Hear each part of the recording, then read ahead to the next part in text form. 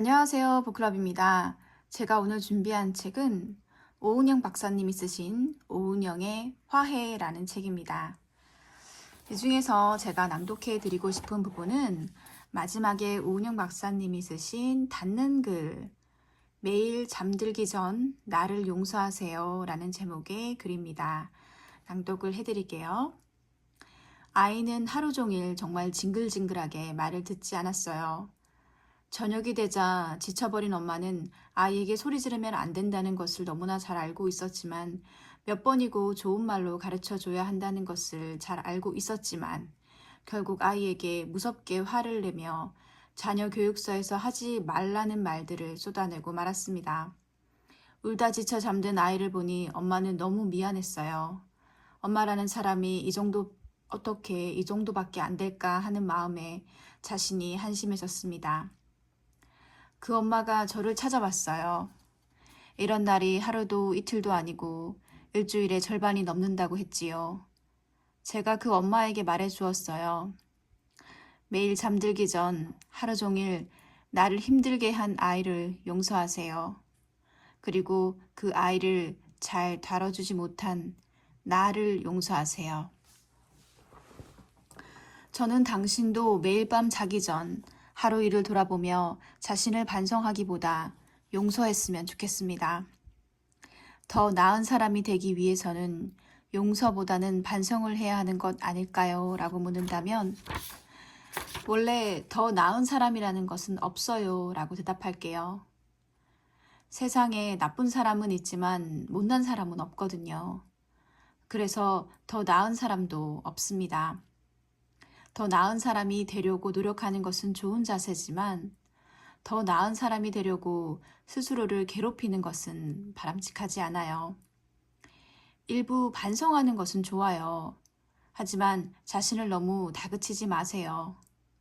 우리는 그저 남들이 만들어 놓은 기준들 때문에 자신을 지나치게 혹독하게 대할 때가 많습니다.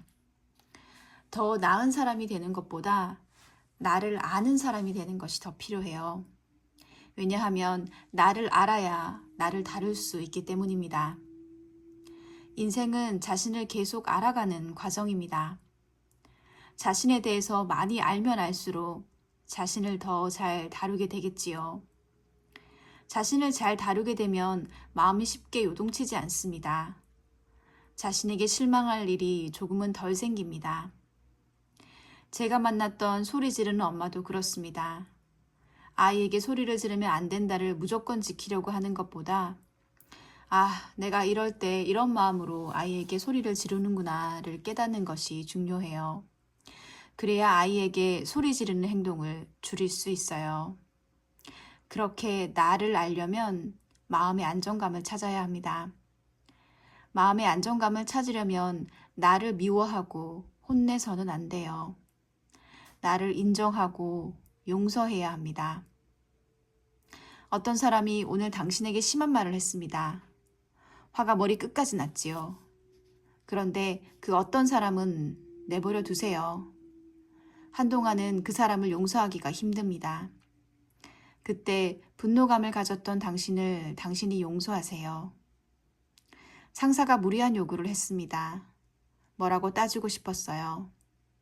하지만 아무 말도 못했지요. 잔뜩 위축되어 있던 당신을 용서하세요. 어떤 일에 쉽게 좌절하고 포기했던 당신을 용서하세요.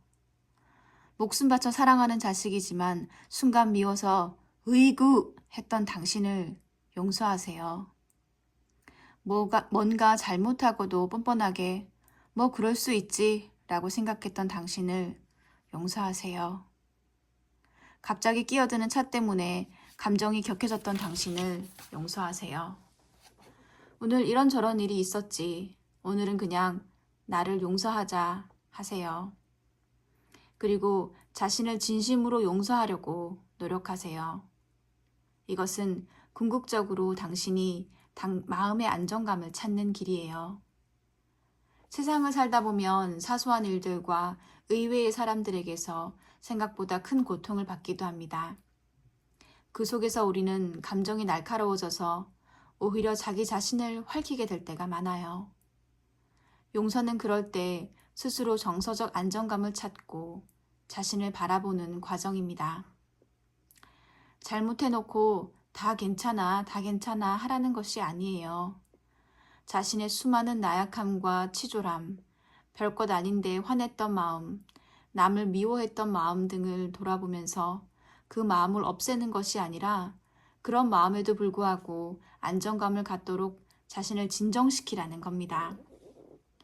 그런 마음들 때문에 우리 마음속 지배 기둥이 흔들리지 않게 하라는 거예요. 그것이 당신이 당신 자신을 용서해야 하는 이유입니다. 옛날 이야기 하나 해드릴게요. 옛날에 한 농부가 있었어요. 농부는 살림도 넉넉하고 몸도 건강했습니다. 아내는 영리하고 알뜰했고 자식들도 건강하고 성실했지요. 남부러울 것이 없었습니다. 그런데 어느 날 이 농부가 담벼락을 딱 붙이고 사는 이웃 농부와 싸움이 났습니다. 그 이웃집도 농부네만큼 잘 사는 집이었어요. 싸움의 발단은 이 농부네 암탉이 이웃집으로 넘어가서 알을 낳은 것이었습니다. 농부의 며느리가 달걀을 찾으러 갔더니 이웃집 며느리가 우리는 남의 집 달걀을 준 적이 없다 하면서 기분 나쁘게 말했습니다. 이 일은 곧 며느리들의 싸움이 되고 아들들의 싸움이 되고 농부와 이웃 농부의 싸움이 되고 말았습니다. 두 집의 싸움은 하루가 멀다 하고 벌어졌고 소송과 재판으로까지 이어졌습니다. 마을 사람들조차 혀를 내두를 정도였지요. 그러던 어느 날, 그러니까 농부가 이웃 농부와의 재판에서 이긴 날이었습니다. 그날 밤 농부는 이웃 농부가 자신의 집 헛간에 쌓아놓은 집단에 불을 붙이는 것을 보았어요. 농부는 이웃 농부를 현장에서 붙잡아 크게 벌을 줄 수 있는 좋은 기회라고 생각했어요. 그래서 정신없이 도망가는 이웃 농부를 죽기 살기로 뒤쫓았습니다. 그런데 농부가 막 이웃 농부를 잡으려고 하는 순간 나무 막대기에 머리를 맞고 쓰러지고 말았습니다. 얼마나 시간이 흘렀을까? 농부가 정신을 차려보니 집단에 붙었던 작은 불은 큰 불길이 되어 농부의 집은 물론 이웃 농부의 집까지 다 태우고 그 마을의 절반을 태운 뒤였습니다. 농부는 잦아드는 불길을 바라보면서 정신이 나간 듯 같은 말을 되풀이했어요. 불붙은 집단을 바로 꺼내어 짓밟아 껐더라면 그냥 집단만 끌어냈으면 되었을 것을. 러시아의 대작가 톨스토이의 단편집에 나오는 이야기입니다. 내일을 잘 살아가려면 오늘이 끝나기 전 나를 용서하세요. 내 마음의 불씨를 끄는 것이 용서입니다. 오늘 생겨난 불씨는 오늘 그냥 꺼버리세요. 그 작은 불씨를 끄지 않으면 불씨는 어느 틈에 불길이 되어 당신 마음의 집을 다 태워버릴지도 모릅니다. 당신 마음의 집을 태우고 당신이 소중하게 생각하는 것들까지 죄로 만들어 버릴지도 모릅니다. 농부가 저지른 실수를 당신은 하지 않기를 바랍니다. 네, 지금까지 오은영 박사님이 쓰신 오은영의 화해에서 낭독해드렸습니다. 지금까지 북클럽이었습니다. 감사합니다.